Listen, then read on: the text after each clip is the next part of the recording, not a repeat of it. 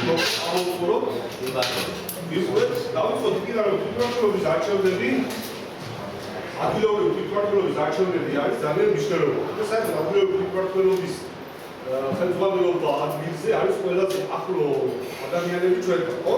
ეს ის მთავრობის ის როლია, რომელიც ყველაზე ახლოს განა ჩვენთან. საკრებულო და გამგეობა. ახალი თვითმმართველობის ორგანულ კადრში შევიდა ცვლილებები, ბევრი საინტერესო ცვლილებები და ჩვენ ასევე ვირჩევთ როგორც საკრებულოს დეპუტატებს და წევრებს მაჟორიტარებს და როგორც პროპორციულს, ასევე წელს პირველად ავირჩევთ გამგეობას. ანუ იქნება სახელობითი, როგორც მაჟორიტარ დეპუტატებს ვირჩევთ სახელმწიფო იქნება საარჩევნო ბიულეტენში კანონი და ასევე ავირჩევთ მუნიციპალიტეტის გამგეობას. ახლა დავიწყოთ საკრებულოს. არის თვითმმართველობაში ორი ბოლო, თვითმმართველობის ორი ბოლო, წარმომადგენლობითი ორგანო და აღმასრულებელი. წარმომადგენლობითი არის საკრებულო, აღმასრულებელი არის გამგეობა, რომელიც აღმასრულებს. საკრებულოს არჩევნები ტარდება წელიწადში 4 წელიწადში ერთხელ ტარდება თვითმმართველობის არჩევნები. ანუ კონკრეტულად ვთქვა, ყველა 4 წლის ოქტომბრის თვეში. ვის ავირჩევთ ჩვენ ქედის მუნიციპალიტეტის მაგალითს. ჩვენ ავირჩევთ წელს 25 დეპუტატს. 15 პროპორციული და 10 იქნება მაჟორიტარი, რომლებიც თემების მიხედვით. ანუ 10 თემი არის ქედის მუნიციპალიტეტში. პირველი მაისის თემი დაგავსდა და ასე შემდეგ აღარ დავიწყებ ჩამოყალიბებას. არჩევნები როდესაც დასრულდება და გაიმართება პირველი საკრებულოს სხდომა, რომელსაც დანიშნავს ცენტრალური საარჩევნო კომისიის თავმჯდომარე, საქართველოს მთელ ტერიტორიაზე ისროულად. პირველი რაც მოხდება, უნდა მოხდეს საკრებულოს თავმჯდომარის არჩევნები. როგორ ხდება საკრებულოს თავმჯდომარის არჩევნები? ყველა დეპუტატს, რომელიც უფლებამოსილება იქნება ცნობილი დეპუტატებისა, აქვს უფლება წამოაყენოს კანდიდატურა, ორ დეპუტატმა წამოაყენოს კანდიდატურა და შესაბამისად ეკავოს კენჭი, რამდენი კანდიდატურაც იქნება. აი, გავსი არჩევნით აირჩევიან საკრებულოს თავმჯდომარის მოადგილეები. ჩვენ შემთხვევაში მოადგილე, ანუ არის პატარა მუნიციპალიტეტი, სადაც ერთი მოადგილე აირჩევა საკრებულოს, არის სადაც მუნიციპალიტეტი, სადაც რამდენიმე მოადგილე აირჩევა. შემდეგ საკრებულოში იქნება ფრაქციები, ანუ რამდენი ფრაქციაც იქნება დასული, შეიძლება რამდენი ფრაქცია შეიძლება. ფრაქციაში აუცილებლად უნდა იყოს არანაკლებ 3 წევრი.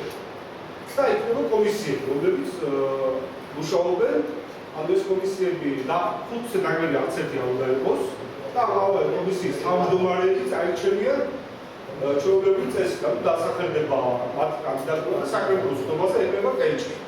თქვათ უმრავლესობით გადაწყდება თუ ვინ ხელმძღვანელობს ამ კომისიის თავმჯდომარეს. ძალიან მნიშვნელოვანია ეს, იმიტომ რომ აქ მოგეთქვით, რომ საკრებულოს წევრის ანაზღაურება ყველას არ აქვს ანაზღაურება. ანაზღაურება მხოლოდ საკრებულოს იმ წევრების ის წევრები, რომლებიც არიან საკრებულოს თავმჯდომარე, მოადგილე, ფრაქციის თავმჯდომარე და კომისიის თავმჯდომარე. ასევე საკრებულოს მუშაობისათვის იქნება საკრებულოს აპარატი, რომელიც მუშაობს საკრებულოს ადგილ საკრებულოს სხდომის ოქრებს, ასრულებს საჯარო ინფორმაციას და ასე შემდეგ. შემდეგ გამოდის გამგეობა, რომელიც საკრებულო არის ერთგვარი გაკონტროლებული ორგანო გამგეობის.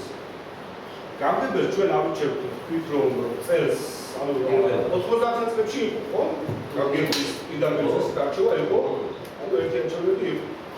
ანუ დაუბრუნდეთ ისევ ჩვენი ქვეყანა ამ მოდელს და ავირჩევთ საკრებულოს ამ გამგეობას. გამგეობები უნდა იყოს არანაკლებ 25 წლისა, ამაში უნდა იყოს არის ეს მითითებული.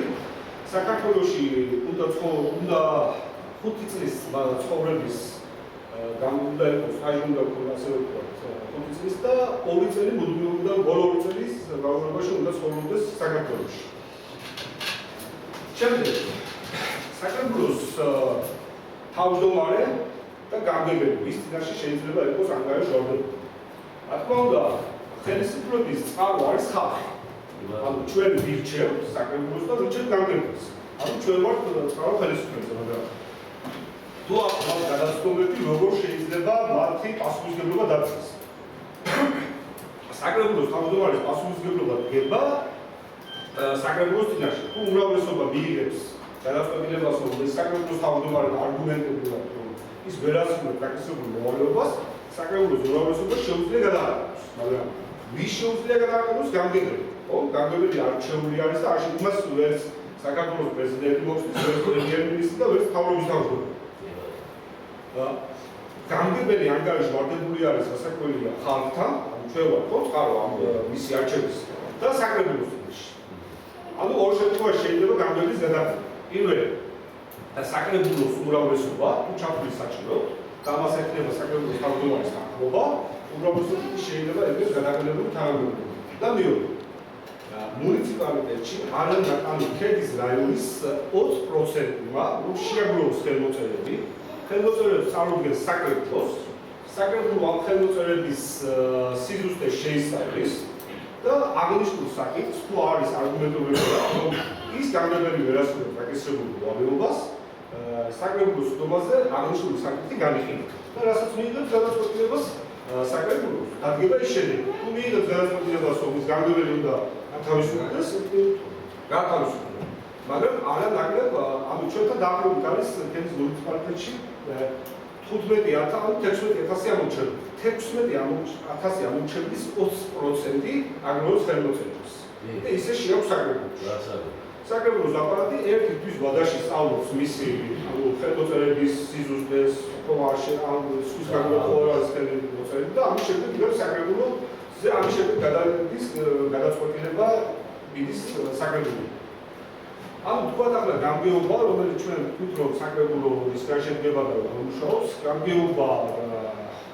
გამგებელი ნიშნავს და თავისუფლებს მუნიციპალიტეტში გამგეობაში სამსახურის უფროსებს, ტერიტორიული თემების ორგანოს ხელმძღვანელებს, თემის მოლეკულებს, სოფლის თავკაცებს და ასე შემდეგ. საკრებულოს თავმჯდომარე ანგარიში ვარდებული არის ხალხთან და საკრებულოს წინაშე. შემდეგ ყველაზე მთავარი რაც დგება, ეს არის დოკუმენტი, რომელიც მუნიციპალიტეტმა უნდა იცხოვოს, ხომ რაიმე? ეს არის ბიუჯეტი. ბიუჯეტის საკრებულოს გამგებელი არის ვარდებული, გამგებელი, რომ წარუდგინოს საკრებულოს ბიუჯეტის პროექტი. ამ ბიუჯეტის პროექტში მიდის მუშაობა საკრებულო თუ დაეთანხმება იმ წარმოდგენილ პროექტებს რომ და დაუშვათ იმდენი 1000 ლარი უნდა გაიხარჯოს ეს და ასე შემდეგ. მაშინ საკრებულო მიიღებს გადაწყვეტილებას ბიუჯეტს დაამტკიცებს, მაგრამ ეს უნდა მოხდეს წლის ანუ ბოლო წლის მესამე თვეებამდე აუცილებლად უნდა დაამტკიცდეს ბიუჯეტი. თუ ამ ბიუჯეტი არ იქნება დამტკიცებული 3 თვის განმავლობაში, მაშინ საქართველოს პრემიერ-მინისტრის, საქართველოს პრეზიდენტის თანხმობით აქვს უფლება დაითხოვოს ადგილობრივი თვითმმართველობა და ჩატარდეს იმ რაიონში თავი არაჩვენოს. ხო? მაგრამ ერთი წუთით ვთქვათ 20% ხმა შევაგროვეს და საკრებულო მაინც დატოვა. რა ამის შემდეგ 6 თვის განმავლობაში შეუძლებელია იგივე საკითხის დასმა. 6 თვე უნდა გასწროს. და შემდეგ თუ ისე გადაწყვეტება რომ 20% ან მოსახლეობა გადაწყვეტს, ისე უნდა შეგროვდეს 20% ხელმოწერები და 6 თვის შემდეგ უფრო არგუმენტირებულად უნდა წაიდგინოს საკრებულოს რომ დაუშვათ ეს გამგებელი არ აკეთებს დაუშვათ ამას და ამას და ამის შემდეგ იქნება გადაწყვეტილება მიღებული საკრებულოში. ხო, ჩვენ ანუ ვთქვით ბიუჯეტზე, მისი დამტკიცებასა და ადაპტაციის შესახებ. ახლა ძალიან მნიშვნელოვანია პატარა დეტალებზე ვისაუბროთ თუ ჩვენ რა ჩართულობა შეგვიძლია ადგილობრივ თვითმმართველობაში. ხო, ყველას გონია რომ მათთან დაახლოება თვითის დასმა შეიძლება. სიგანულეში ეს ასე არ არის. საკრებულოს დეპუტატები, რომლებსაც ჩვენ ავრჩევთ, ისინი არიან ჩვენთან ანგარიში ვარდებული. ისინი ვარდებულები არიან წელიწადში ერთხელ მაინც მოვიდნენ ჩვენთან დეტალურად ამგვიცნან თუ რას აკეთებდნენ ერთი წლის განმავლობაში, რა უნდა გააკეთონ მომავალში, რა პროექტები აქვს, ან რა კანონპროექტები აქვს და რა სიახლეებს გვიჭირდება. ამის დაუბრუნებლად მათ გააჩნიათ. ასევე მნიშვნელოვანია, რომ როდესაც ბიუჯეტის პროექტი დაგეგმარება მიმდინარეობს, ჩვენ თავისუფლად შეგვიძლია ჩავერთოთ ბიუჯეტის დაგეგმარებაში. ასაკობრივი გადაწყვეტილებების მიღების პროცესზე რა უნდა არა, უბრალოდ ვისაუბროთ დავესწროთ შეხვედრებს ბიუჯეტის გაფორმების დროს, დაუსვათ კითხვები, თუ დავუშვათ ის თანხების ადმინის, რამდენიმდის, როგორ მიდის, ასევე საჯარო ინფორმაცია. ის გამოთხოვა. ყველა თქვენგანს გაქვს უფლება საკრებულოში გამგეობაში დაწეროთ განცხადება. სახელი და გვარი მიუთითოთ თქვენი, მიუთითოთ თქვენი საცხოვრებელი ადგილი და მოითხოვოთ ნებისმიერი ინფორმაცია. გარდა პირადი ინფორმაციის. დაუშვათ დაინტერესდებდით ვინმეს ხელფასით, რამდენი აქვს ხელფასი, ან პრემიებს გეგმავს თუ არა. დაუშვათ რამდენი არის ჩვენი რაიონის ბიუჯეტი, ან ჩვენი ბიუჯეტი რაიმე გათვალისწინებული ხომ არ არის ჩვენივე დაუშვათ სოფელში რაიმე ის გაკეთება. და 10 თვის ბოდაში აუცილებლად ვიმასუხებთ ჩვენ. ამისათვის არ არის საჭირო ვიყოთ პარტიის წევრები ან რომელიმე არასამთავრობო ორგანიზაციის წევრები. ასევე მაჟორიტარ დეპუტატებს, რომლებსაც ჩვენ აღარჩევთ ამარჩევნებზე, ნებისმიერ საქმეს თქვენგანაც უფლება მიიღოს ამარჩევნებში მონაწილეობის მონაწილეობა. აქ გამიმართავთ, რომ ამარჩევნებში მონაწილეობის უფლება აქვს პარტიას, საარჩევნო ბლოკს და 5 კალენდარიან საინიციატივო ჯგუფს, რომელიც წარადგენს იმ თემში დაახლოებით ამორჩევნების 1%-ს, 50 კაცის ხელმოწერას მაგის. ჩვენ შემთხვევაში არის დაახლოებით 1200-მდე ამორჩევნები, ანუ ჩვენ თემში საუბრობთ. რეზიმაისი ჰოლოკაუსტი და არის. ამ ამორჩევნების 1% ის ხელმოწერები, ანუ 50 ნაკლები ყოველ შემთხვევაში არის. და აქვს ნებისმიერ თქვენგანს მიიღოს მონაწილეობა ინფრასტრუქტურის არჩევნებში. თუ რომელიმე თქვენგანი გადაწყვეტს რომ მიიღოს მონაწილეობა ამ არჩევნებში, რა შეიძლება უშუალოდ არასამთავრობო ორგანიზაცია ახალგაზრდა მეცნიერთა კავშირი ინტერნეტთან, სადაც დაგეხმარებიან წინასაარჩევნო პროგრამის შედგენაში. და მიხوارთ ამორჩევნებთან მომზადებული და მაშინ უსასყიდლოდ დაგეხმარებათ ეს ორგანიზაცია. ჩვენ ვისაუბრებთ, ასევე ძალიან მნიშვნელოვანია მაგალითად არსებობს ისეთი სიტუაციები, სადაც საკრებულოს წევრები არ ეხმარებიან ჩვენ შეხედულებას. ანუ ჩვენ გვინდა რაღაც კანონპროექტის ან პეტიციის მიღება, აქ გვაქვს ასეთი უფლება. 20%, ანუ მუნიციპალიტეტის რაიონის მცხოვრების 20% შეგვიძლია შევიმუშაოთ არასამთავრობო ორგანიზაციებთან იურისტები იქნებიან კონვენციის მნიშვნელობა აქვს შევიმუშაოთ ამ კანონპროექტის პეტიცია, კანონპროექტის სახით და მიუტანოთ ასევე საკრებულოს აპარატს. საკრებულოს აპარატი ის იგივე მეთოდებით, რაც გამგების გადაყენებასთან ვისაუბრეთ, შეიძლება ხელმოწერების სიზუსტეებს, თუ რამდენად სწორად არის ეს შეცვლილი, შემდეგ ჩაატარებს ჩატარდება ბიურო და ბიურო გადაწყვეტს საკრებულოში, რომ აღნიშნული საკითხი გავიდეს თუ არა საკრებულოს ხდომაზე.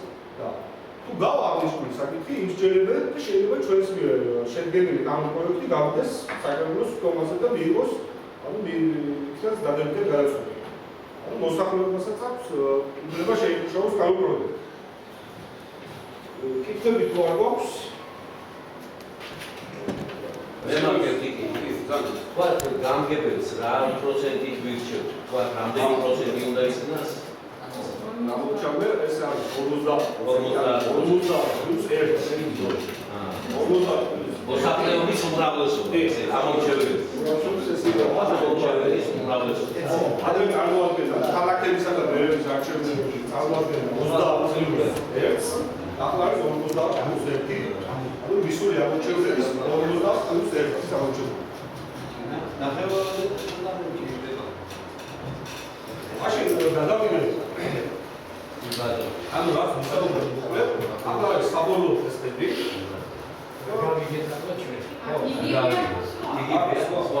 Skausi.